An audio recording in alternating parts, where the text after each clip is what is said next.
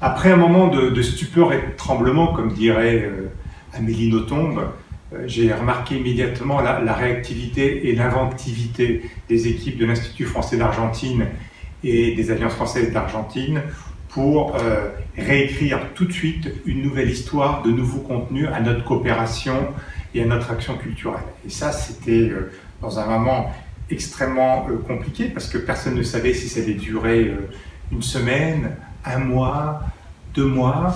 Et pour cela, il a fallu une grande solidarité et une grande fraternité. Et je retiens vraiment ces 2 mots. Je crois que dans mon expérience professionnelle, j'ai jamais connu un moment avec autant de solidarité et de fraternité pour raconter de nouvelles histoires, prendre de nouveaux chemins, finalement pour être ensemble, pour nous retrouver.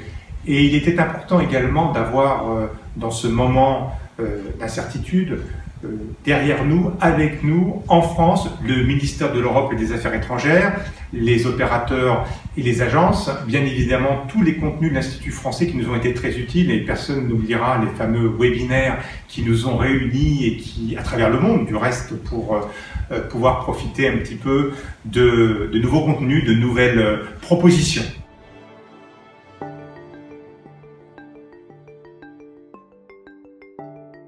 Là, c'est un vrai défi, un nouveau défi parce que en Argentine, 40% de l'activité est informelle et bien évidemment principalement dans les secteurs du tourisme et de la culture.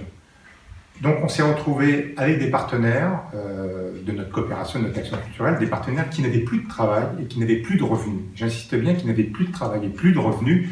Et c'est là qu'on peut apprécier quand même le statut des intermittents du spectacle en France qui donne un accompagnement qui est quand même précieux. Et donc, nous avons décidé, c'était une décision politique, de faire appel à tous ces partenaires. Je veux parler des artistes, des acteurs, des traducteurs, bien évidemment, des distributeurs, des producteurs.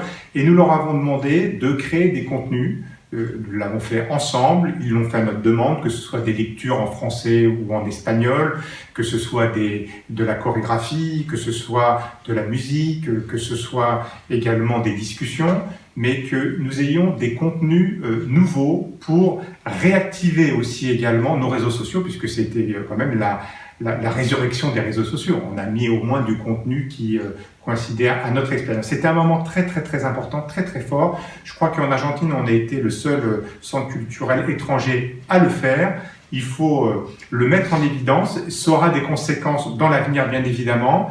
Et je pense que ce sera un tremplin propice à plein de nouvelles idées, de nouvelles formes de création et de coopération avant tout.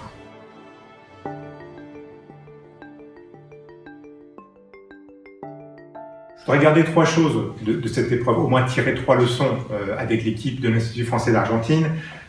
Premièrement, je retiens l'importance des réseaux sociaux. Souvent, on les considérait parfois comme une sorte d'étagère où on déposait des contenus. Là, il a fallu vraiment donner de la vie à tout ça et on s'est reposé la question de notre site, de comment mieux utiliser Twitter, Instagram, Facebook ou la chaîne YouTube. Ce sont devenus vraiment des alliés, des compagnons de notre coopération action culturelle. Deuxième chose, l'importance fondamentale de la traduction, du surtitrage, du sous-titrage ou de l'édition en e-book. Ça va transformer aussi notre façon de travailler définitivement. Et enfin, les conférences qui attiraient parfois avec difficulté 50 personnes, 60, 100 personnes, on a pris l'habitude maintenant de les filmer, de les enregistrer ou grâce à streaming, de les partager en direct. Et là, on arrive à des audiences de 400, 500, 600, 1000, 2000, 3000 personnes. Enfin, des audiences qui étaient inattendues avant.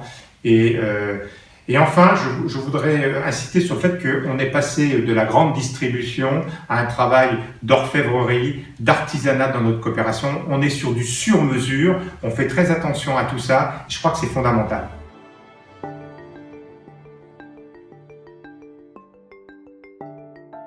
Alors, ne soyons pas naïfs, après la crise sanitaire, on voit bien arriver la crise économique, la crise sociale n'est pas loin, et la crise culturelle sera aussi malheureusement au rendez-vous. Il y aura donc moins d'argent public, on doit travailler autrement, dès maintenant, et bien évidemment ça va se faire à travers plus d'associations, plus d'additions, plus de travail en équipe. On le faisait parfois par goût, on va le faire maintenant parce qu'il n'y aura pas d'autre manière de le faire. Bien évidemment, les mobilités vont reprendre, mais bien évidemment, notre coopération a besoin aussi de temps et d'espace. On ne peut pas tout faire à court terme comme on a fait dans cette production de contenu. Il va falloir qu'on réécrive ces histoires à moyen terme et à long terme. Au niveau éducatif, est née la génération Zoom. On en gardera quelque chose. Il y a quelque chose de Zoom en nous maintenant à tout jamais. D'autre part, l'importance de l'éditorialisation des contenus est essentielle pour éviter de se retrouver dans une sorte de labyrinthe de Borges. La participation citoyenne, les nouvelles formes de décliner la démocratie seront plus présentes que jamais. Et là aussi, les rapprochements entre citoyens seront au centre de nos problématiques. Être plus près des gens, plus à l'écoute des personnes.